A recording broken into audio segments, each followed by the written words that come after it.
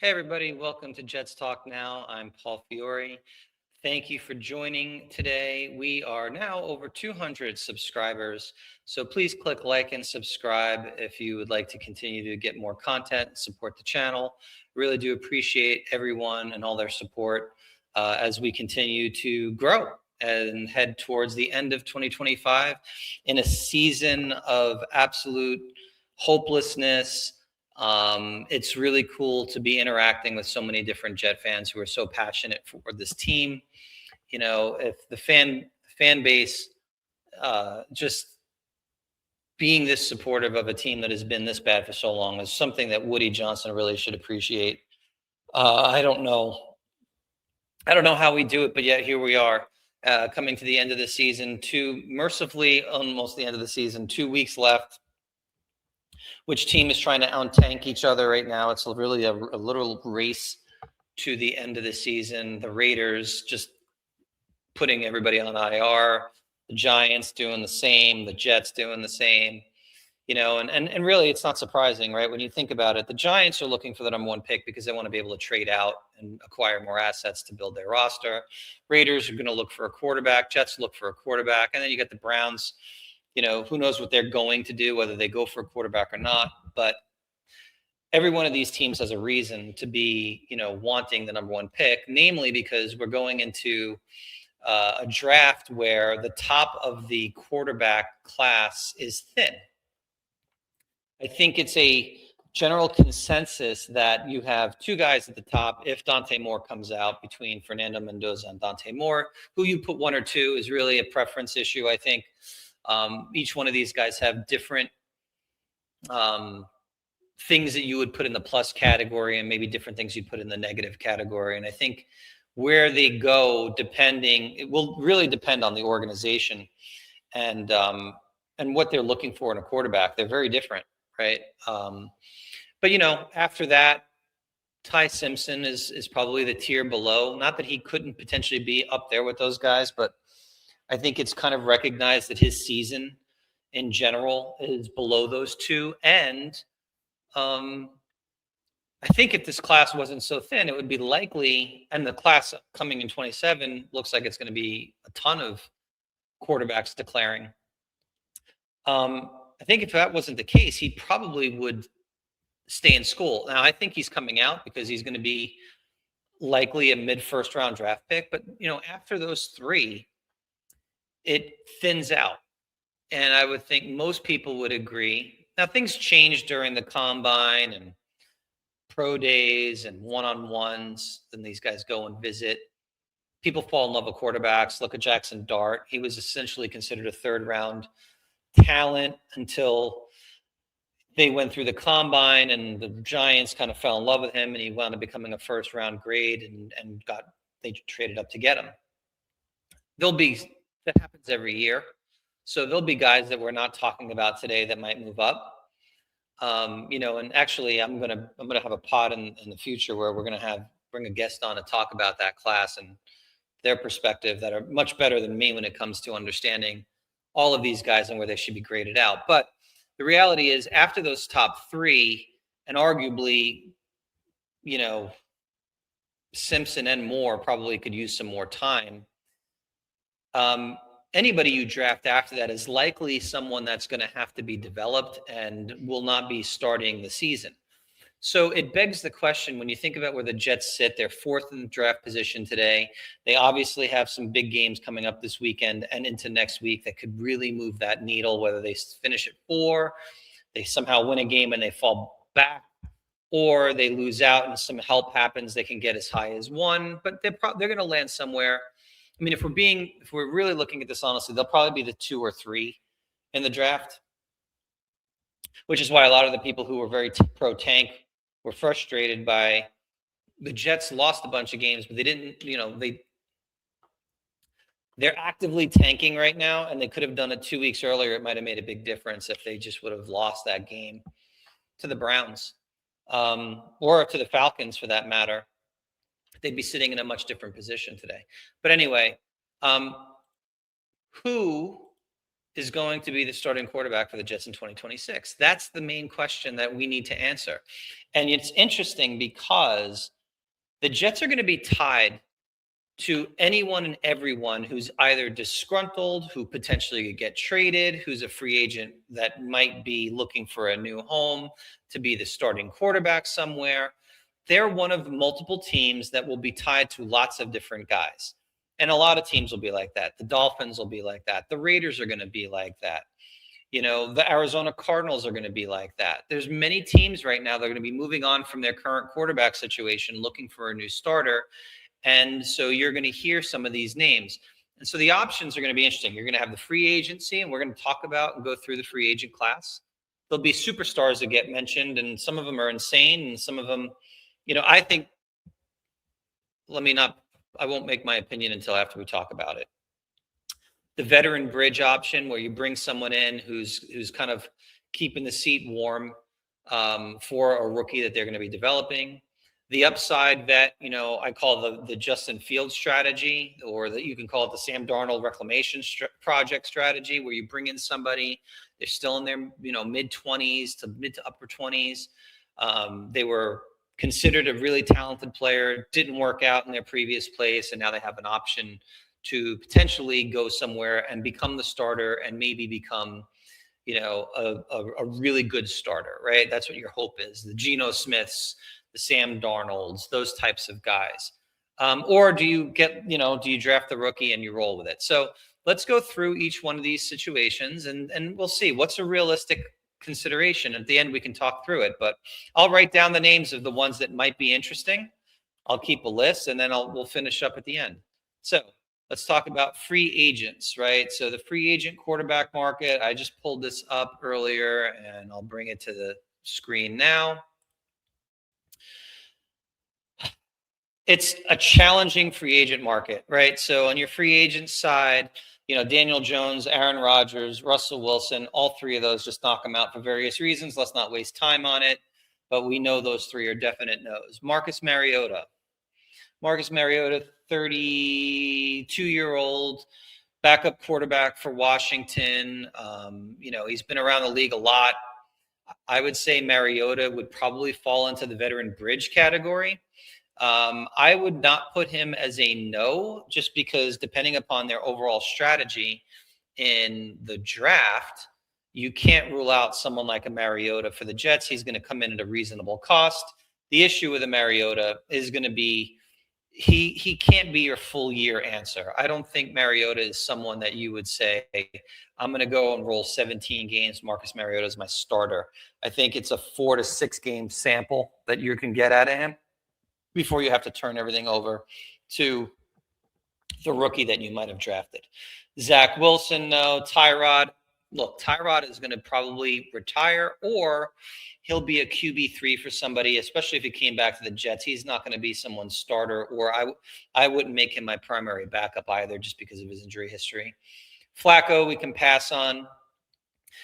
Kenny Pickett, you know, obvious bust. You know, now almost 28 years old. He's with the Raiders. I watched his one start this year. It was god awful. You know, I don't think there's anything there that says he should be anyone's primary option as quarterback, so I would move on from him. Jimmy G, I would put Jimmy G in the same category as Mariota. I mean, they're literally the same thing to me. Jimmy G's had more success in his career, but he's also been more brittle.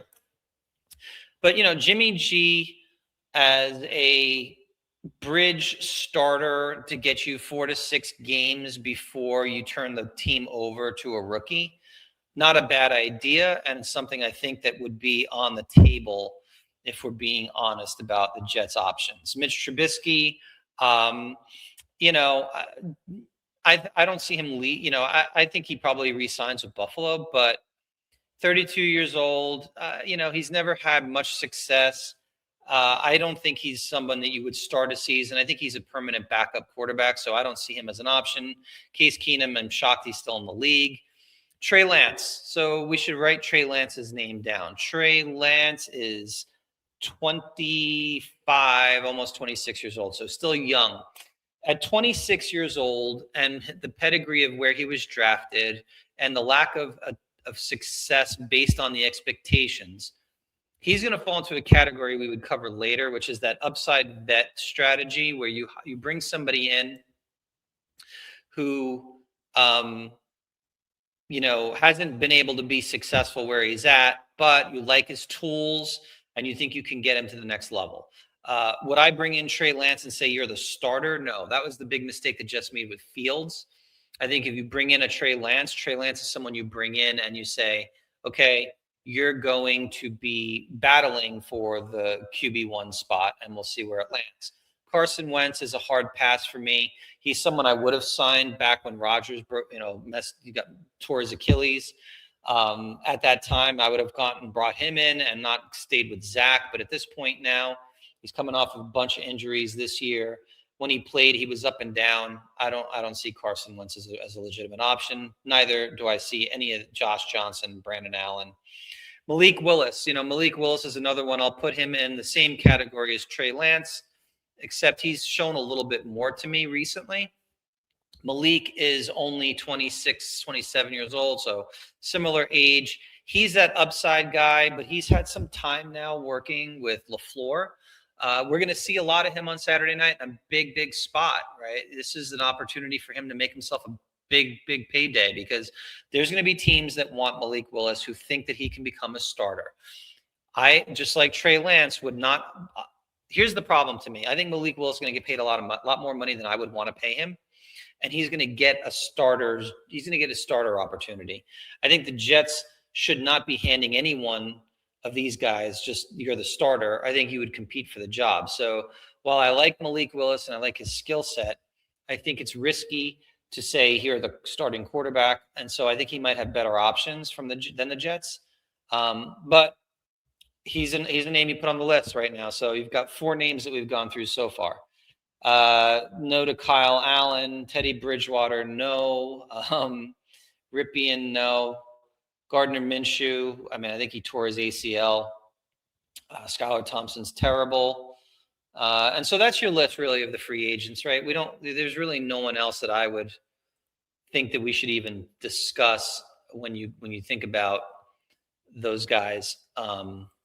So of the free agents that you had that list, there's 4. Okay, there's 4 free agents that I think are in some degree of potential opportunity for this team. Superstar trades. What are we thinking here when it comes to superstars? Well, one name was brought up earlier this year, and it percolated a bit. It'll come back around because they've had a bad season, but Joe Burrow.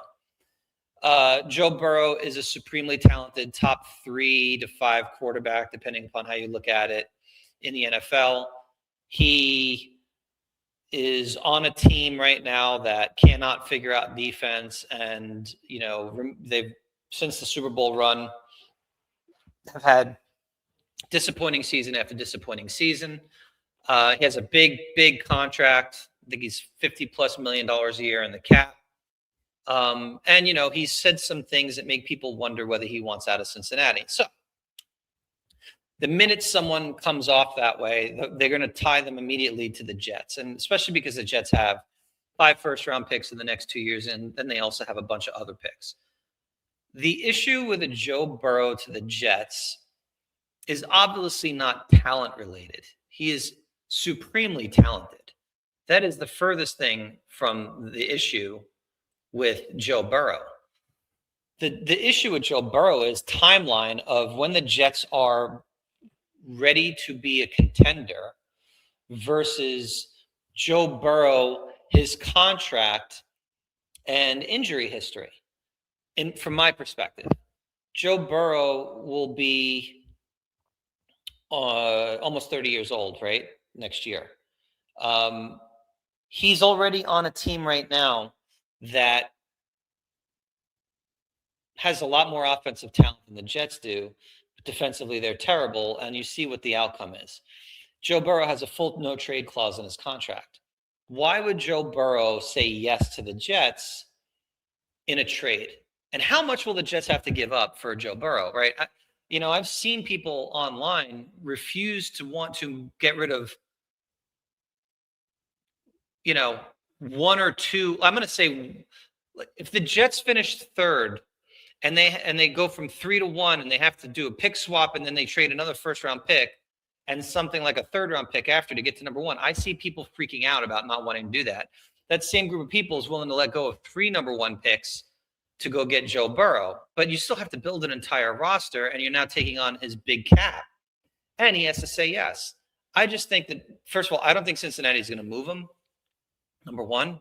And number two, if he does move, I don't think he'd want to come to the Jets. And number three, if he wants to get traded and they're going to move him, there's going to be other options for him that will be a lot more attractive than the Jets situation, because he's looking to go somewhere to win if he leaves. Like, his unhappiness is directly related to the record of the team and their lack of success. So why would he come to New York with all the expectations in the world? And I've talked about this in the past. 10 years of being under 500, 15 years of not making the playoffs. And now he's going to put all of that on his shoulders because he's the superstar coming in.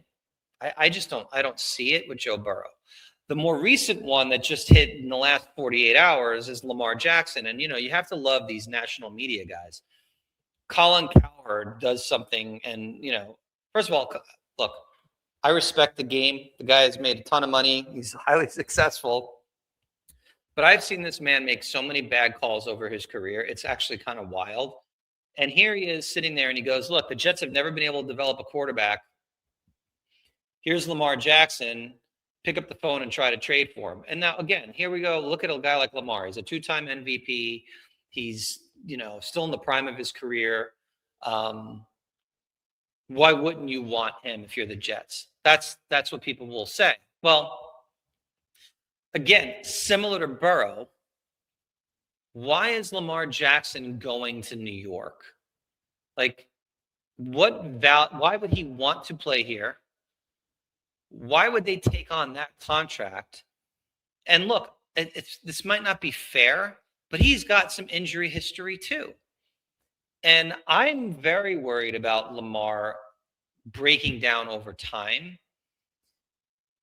And I could be wrong, but he, I think about guys like Russell Wilson, who aged very poorly at the quarterback position, kind of a running QB who could do a lot. And then he faded fast, right? Like, I think he got to the age of 32, 33, and he was never the same player. How do we know Lamar's not going to be that? A guy that, moves around a lot, runs. And then, by the way, his playoff success has been poor. So I have more issues with Lamar than Burrow, just because I don't like a guy that relies so much on running and has had injuries in that situation. You can't deny the talent. The guy's an unbelievable football player. But, I think if Lamar gets moved, I think he goes to Miami. I think that's probably where he likely ends up. But, of course, the Jets will get tied to Burrow and Lamar for as long as those two names will be out there until their situations are settled. I think it's just a lot of smoke. I don't think there's a lot of fire to either one of those guys. The veteran bridge, right? So we talked about a couple of these guys earlier. Marcus Mariota and Jimmy G are your veteran bridges. Who, other than those two, would be non-free agents that would fit the vet bridge kind of, MO? Mac Jones. You'd have to trade for Mac Jones. Looked really good in Shanahan's system. I would not be opposed to a Mac Jones as a bridge. I'd even be willing to say, if the Jets punted on the QB in 26, when I say punt, I mean punt in the first round. If they don't land one of the 3 top guys, if the plan is Mac Jones, draft a development guy, and then in 27, maybe go for the big name in the rookie class, maybe that would be a strategy. But you're going to have to probably give up a decent amount for Mac Jones. And do you want to do that? Are you willing to let go of a second or third round draft pick for Mac Jones? I mean, that's the question. And who's to say he doesn't revert back to the Mac Jones that was not in San Francisco and people couldn't wait to not have him be their starter. So there's one. Who else? Kirk Cousins is a name that I've heard a lot about. Not a free agent. People assume he's just going to get dumped by Atlanta, but will he? Penix is likely not going to be ready for the start of the season. So who's the quarterback if it's not Kirk Cousins? Kirk Cousins is, he's an older, very immobile quarterback who at times this year looked pretty washed to me. But he's played better lately. I think Kirk Cousins is probably going to stay in Atlanta until either Penix gets healthy, or they may move on from Penix and draft their own development quarterback. So I don't think he's a real option as a vet bridge. And I just think that, he's really, really immobile. Mason Rudolph, I mean, I think Mason Rudolph's a guy you would bring in here, similar to Trey Lance, Malik Willis, a guy that, let him get a chance to win the job. But again, you'd have to trade for him. We'll see. I don't have a big feeling one way or the other on Mason Rudolph. I think he's kind of one of those guys that he doesn't move the needle for me in any way. I don't think his upside is high enough I would call him, the upside vet that you can maybe make something out of with him. I think he's a hold the fort guy, and it's just not that exciting. And the last guy in this list, well, last two guys in this list to me, Andy Dalton. I listen, with all respect to Andy Dalton, his best years are way behind him. He's a QB2 to me. And then Jameis Winston. Listen, Jameis is a lot of fun. I don't see why the Giants would ever trade him. He's a solid QB2 for them. He's good in the locker room. And with Dart injury, concussion injury issues, Jameis in a pinch, playing a couple of games makes sense. I wouldn't mind Jameis being a bridge. If you were selling me Jameis as the bridge to a rookie quarterback, I could buy that one. I just don't see the Giants giving him up. So that's kind of your vet bridge. Then you have the upside vet, also known as the Justin Fields, Sam Darnold, Geno Smith strategy. Or I guess you could put Daniel Jones in that category too now until he blew out his Achilles. But, we talked about two of these names already, the Trey Lances and the Malik Willises of the world. Two guys that do have upside, two guys that can potentially develop into starting quarterbacks, maybe even next year. My issue for the Jets, where they are, and after they're coming off of this season, let's just assume they're going to lose the next two games to Buffalo, New England, Buffalo, whatever. They're going to be a 3-win team. They've got so much to do with this roster. Bringing in Trey Lance or Malik Willis, handing them the keys to be QB1 without any competition. If you come around and win 4 or 5 games next year, I think that you're in a lot of trouble as the head coach and the GM. So I like Trey Lance and Malik Willis from the upside perspective. I also like these other two guys, Davis Mills and Tanner McKee. You're going to have to trade for them. But I think both of those guys have upside, right? And so, again, what are we doing? If the Jets' plan this year is to get a quarterback, I'm all for bringing in Malik Willis, Trey Lance, Tanner McKee, Davis Mills. If you could trade for Kirk Cousins, I'd be okay with it. If you could trade for Mac Jones, I'd be okay with it. Like, to me, every one of these guys, I'm good with. Mills, McKee, Willis, and Lance have the potential, if they're good, to keep the job for the full year.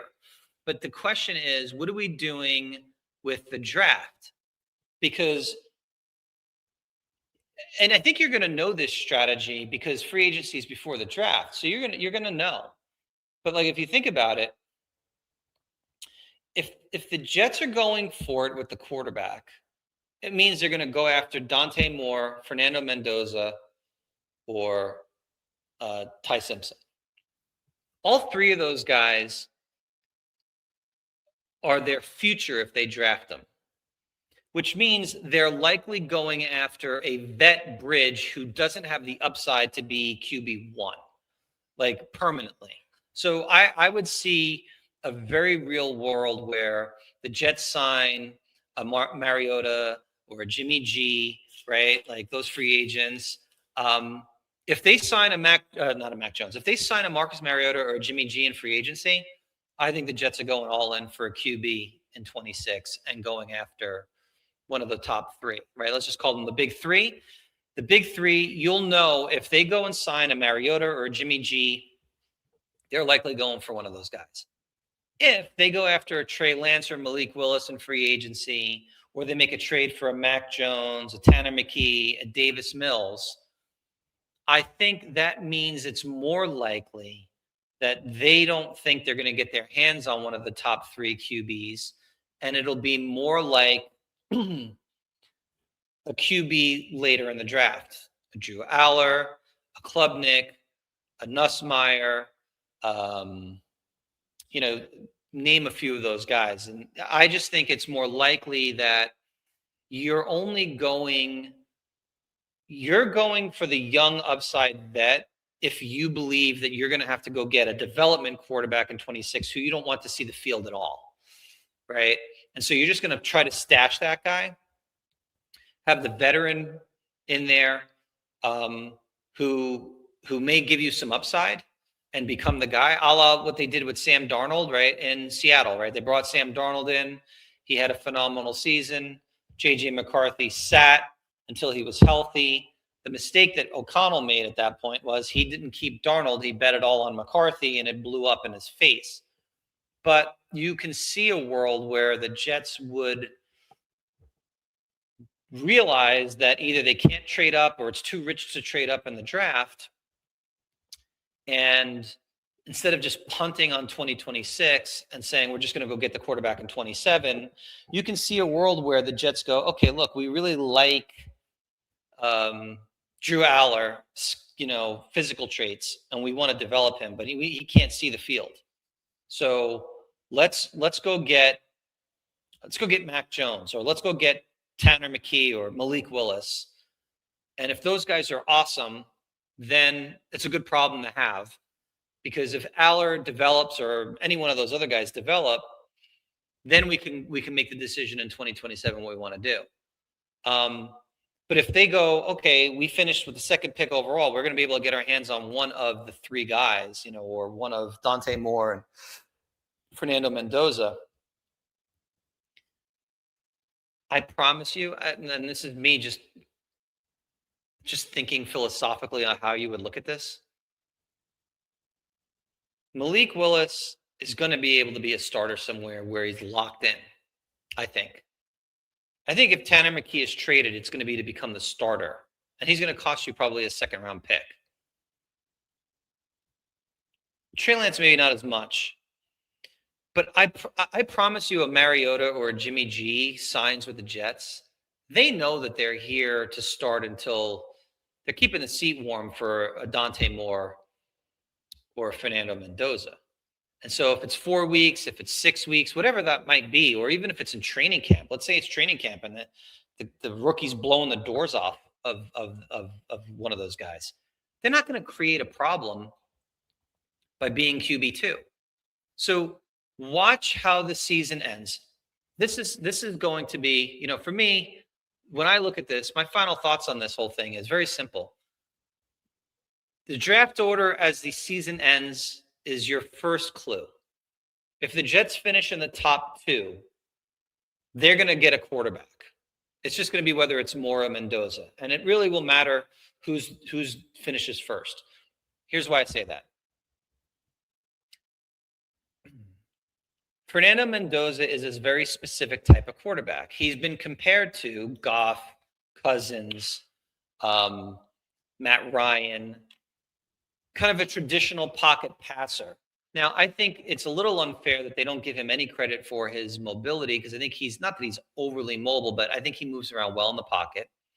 I think he has a very strong, not elite arm, but a very strong arm.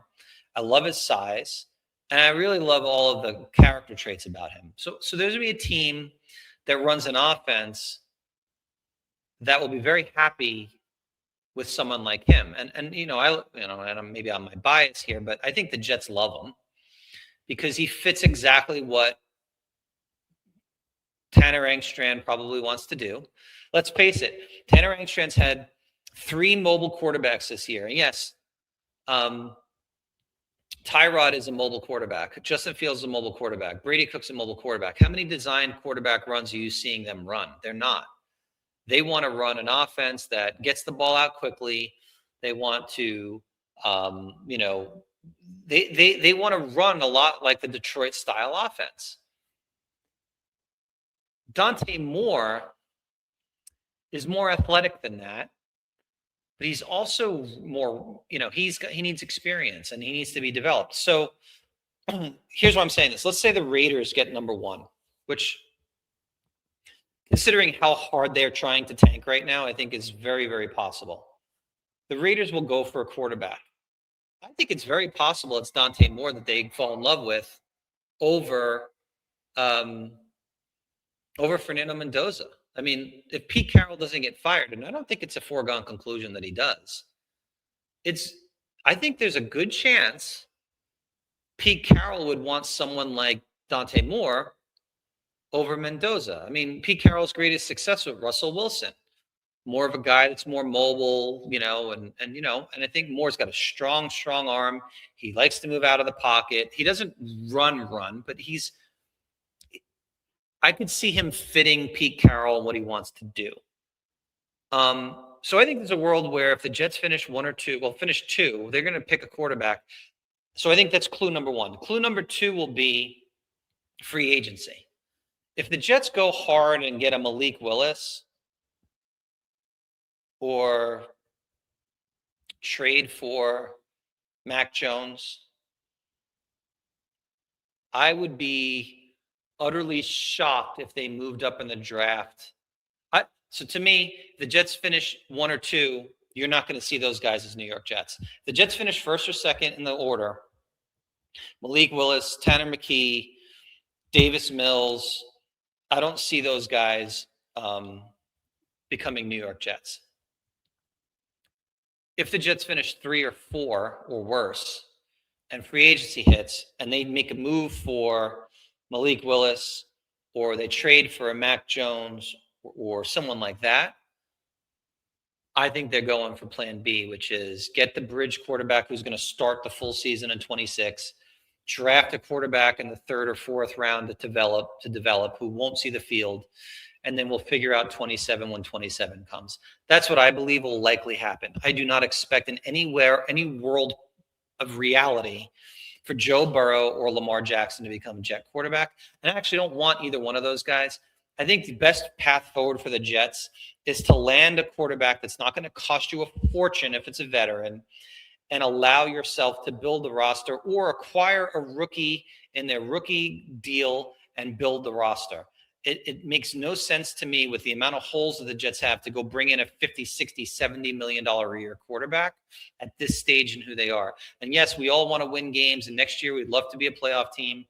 But if you're setting your expectations properly, they're a 3-win football team who's gotten worse this year on talent, who have a boatload of holes, who need to fill a ton of roster gaps.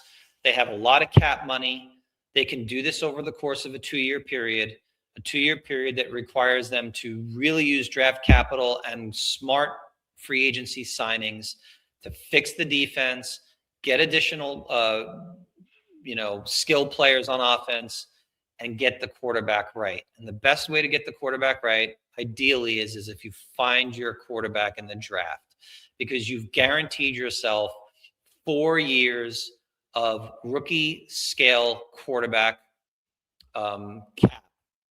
That's a massive thing when you're trying to build a roster. So yes, the Jets have failed at developing quarterbacks, and I've seen this over and over again on X. So why should the Jets waste a draft pick when they can't ever develop anybody? Well, if that's the case, then we all should just become fans of a different team, because we've had 15 years of complete garbage, 10 of which they haven't even finished at 500. But yet we still come back every single week passionately supporting our team and rooting for these guys to turn it around. Eventually it will happen. If that means Woody Johnson has to somehow get rid of the team, or if it means that Aaron Glenn doesn't become the head coach that we hope he can become, so be it. But until that period of time, you have to operate under the guise that somehow, some way, these people will figure it out. And so you have to get your quarterback. I do not believe in any way Joe Burrow or Lamar Jackson is the answer. It'll be an interesting outcome to see here as we move through the end of this season, where the Jets finish in the draft and where they will land in free agency. But pay attention. If they finish first or second in the draft, do not expect them to make any big moves for a starting quarterback in 2026. If they finish third or below and they make a move for a quarterback, it's because they know they're not going to be able to trade up, and they're going to punt and get themselves a quarterback in the third, fourth, or fifth round they can develop. And at worst case scenario, they'll go get a quarterback in 2027 in the draft. That's what my opinion is. I hope, they figure this out. And whatever the decision is, at the end of the day, you have to support it as a fan. You can disagree with it, but you got to hope they're right. And that, if you didn't like the plan, that you're wrong. I know how I feel. I know what I want to see happen. And that's seeing Fernando Mendoza as a New York Jet, because I truly believe deep down that that's the type of the quarterback the Jets need to be successful in this offensive system. And I really love his mindset and attitude. And I think you kind of need someone who's a bit quirky like him in this market with everything that's gone on. But that's one person's opinion. I'm sure there's a bunch of others, and especially those that I discuss this with on X all the time, who disagree with me. But we'll see. Until then, we have 2 more weeks of football, lots of important games to watch, and some really interesting college playoff games as well. Thanks for tuning in. I'll see you guys soon. Talk to you after the Jets-Patriots debacle is over on Sunday night. Bye, guys.